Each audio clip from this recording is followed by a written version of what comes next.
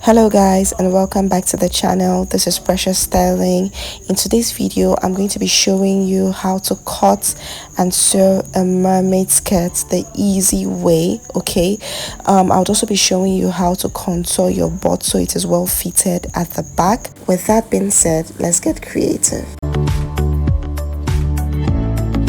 So this is the fabric I'll be using to make this mermaid skirt. This is 3 yards of velvet sequin fabric, but I'll be using roughly 2 yards to make the skirt. This is actually a gown, and I'll be using the remaining 1 yard to make the bodice of the dress, as you would see in the next tutorial.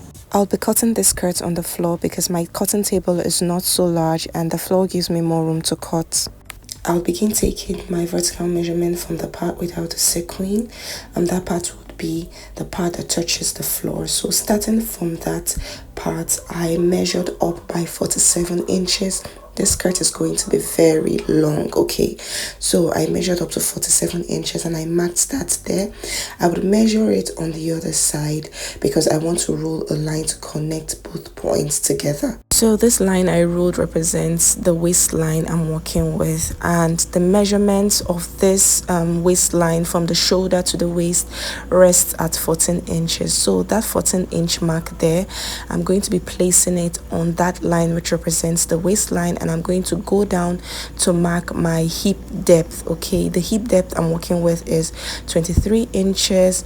So I'm also going to go down to mark my knee line. Okay, the knee line I'm working with is 36 inches, and then the remaining part of the fabric would be the flared part. So now I'm going to be marking this same measurement just like I did earlier on the other side of the fabric, because I'm going to be rolling horizontal lines to connect all the points together. So I'll just label this line so you can identify them. This right here is my waistline.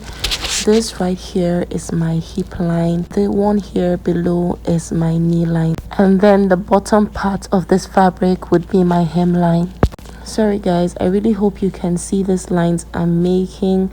As you can see, this fabric is on fold, and so at this waistline here I'm going to be marking my nipple to nipple line. I'm just trying to create my dot. So my nipple to nipple line that I'm working with is 9 inches. 9 divided by 2 is 4.5 inches, and I just marked that there.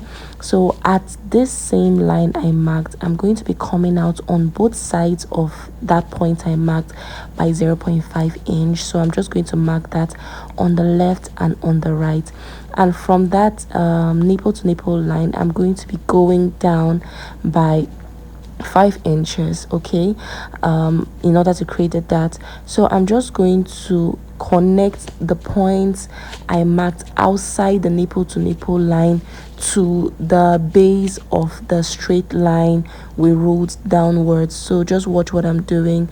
So in that way I have created my dots. Now that we've done this, I'm going to be taking my waist circumference divided by 4. So the waist circumference I'm working with is 32 inches. 32 inches divided by 4 is 8 inches. I'm going to be marking that on the waistline, and then I'm going to be replacing the dot of 1 inch, okay, that we've taken earlier. So I'm going to be replacing it on the waistline, and then I'll be adding 2 inches allowance to this. At my hip line, I'm going to be taking my hip circumference divided by 4, and I'll just mark that there, and I'm going to be adding 2 inches allowance to that as well. And now at this knee area, I'm going to be making use of my hip circumference divided by 4 to determine my knee circumference. But because I want the skirt to be quite penciled at the knee area, I'm going to be taking out 2 inches. So if my hip circumference is 40 inches, 40 divided by 2 would be 10 inches. And if I take away 2 inches from that, that will give me 8 inches. That is what I'm marking there, okay. And then I'm going to be adding 2 inches, which is the regular allowance I give to all the areas around the skirt. And right now I'm going to be connecting the area we marked at the waist to the area we marked at the hip and to the area we marked at the knee line. So guys, if you've watched this far, please give the video a like, and if you're yet to subscribe to the channel, click on the subscribe button and join the family. So from the area we marked at the knee line, I'm going to be using my ruler to connect that point to the angle at the edge, okay? In case you're asking how wide the hem of your flare should be, this all depends on how full you want your flare to be or the amount of fabric you're working with, okay? But for mine, the width of the flare is 22.5 inches at that area. So I'll just be cutting out my skirt, but before I did that, I left 0.5 inch above the waistline to cater for my stitching allowance.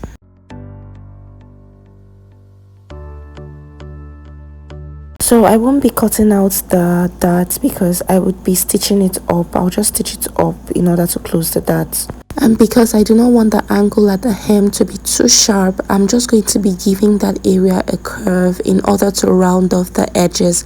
And with this, we'll finish cutting the front part of the skirt. To cut the back pattern, I placed the front pattern on the fabric. We're just going to be making few alterations. So this right here is my waistline, this right here is my hip line, this right here is the knee line. I have already marked that on the fabric of the back as well. So right now, if you check the back, if you bring up the fabric, you would see that I have already ruled a line at the back. This line would be my zipper allowance, okay? And I just placed the folded edge of the front pattern on that line. I'm going to be taking my zipper dart, okay? So I just came in by 1 inch there, and I'm going to be connecting that 1 inch I came in by to the hip line, okay? So I'm just going to use my roller to connect that point together. Now the reason why I did this is so that the zipper doesn't pucker or bulge after sewing. Now I'm going to be contouring the butt. In other words, I'm going to be making the skirt follow the natural butt contour, okay? So from the hip line, I went down by 7 inches.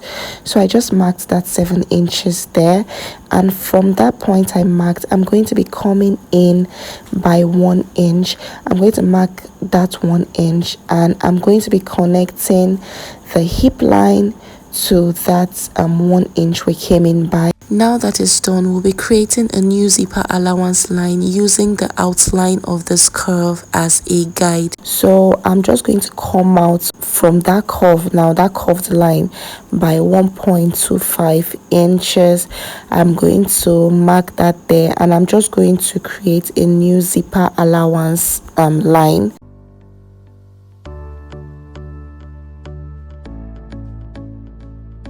Now I'll begin imputing all my circumferential body measurements starting from my waist circumference. So from this inner zipper allowance line, now that inner one, right, I'm going to measure my waist circumference divided by 4. So I'm just using this front pattern as a guide, okay, since I know that the waist circumference of the front is still going to be the same thing with the waist circumference at the back, except for the zipper allowance.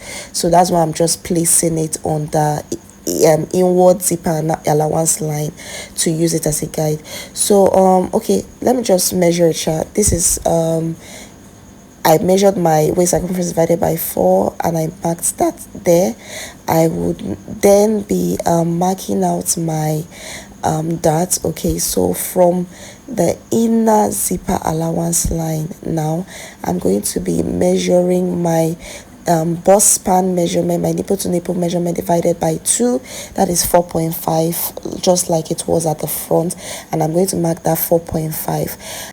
And from that point, I'm going to be coming down by 5 inches. I'm going to rule a straight line connecting it to the waist, and at the waistline I'm going to be coming out on both sides of this line by 0.5 inch. Once that is done, I'm going to be connecting this point to the base of the straight line. So remember that earlier we took our waist circumference of 8 inches. So let me just take it again so you understand. So that is 8 inches there, and now I'm going to be replacing that 1 inch dart, okay, that we're going to close up later on. So I'm just going to add 1 inch to that, and then I'll be adding 2 inches allowance, just like we did at the front, which already falls at the edge of the fabric, so that is fine. So at this hip line, starting from this inner zipper allowance line, okay, starting from that inner zipper allowance, I'm going to be taking my hip circumference divided by 4. So what I'm just doing here is I'm marking my hip circumference divided by 4. I'm going to mark that down, and then I'm going to be adding 2 inches allowance. Now from the knee line, I'm going to be marking my hip circumference divided by 4 minus 2 inches, starting from the initial zipper allowance line. So I'm just going to mark that there, all right, and I'm going to be adding 2 inches allowance as usual. And I'll begin joining all these points together with the aid of my curved ruler. I will be arranging the front pattern back on the back pattern because I'm going to be using the outline of the front part of the flare to cut out the back flare as well. Alright then, I'm going to be connecting the knee line at the center back to the hem of the fabric. Okay, so if you have enough fabric, you can even allow the slants to protrude outwards, okay. If you wanted to have a train, you can extend it outwards more than mine. Okay, so I'm just extending it to the hem of the dress. So I'm just making the lines visible so you can see what I did. So now let me remove this front fabric. Now if you look at the lower area of the butt contour, it transitions into the initial zipper allowance line at the knee area. Sorry, I was supposed to mark that out so you understand it clearly, but in essence what I'm trying to say is that the outer area of the zipper allowance line transitions into the initial zipper allowance line at the knee. When I cut it out, you would understand better what I mean. So I just want to begin cutting out the pattern, so just watch how I cut this out. So this is what I meant when I explained that the butt contour actually transitions into the initial zipper allowance line. So this is what I meant. So I'm just rolling this so that you can see it clearly and understand what I mean. So I'll continue cutting. Once we're done cutting, we're practically done with this tutorial. If you want yours to be a skirt, you can go ahead and install your zipper and shape up the skirt, and you have your mermaid skirt. In my case, I decided to cut out a cowl bodice and make this into a gown, which you will be seeing in the next tutorial. So guys, if you want to know how I made this into a complete dress, you want to stay tuned to the channel so that you don't miss out on future tutorials. Now, if you haven't given the video a like, please do so. If you're yet to subscribe to the channel, please do so, and I'll be seeing you in the next video. Bye for now.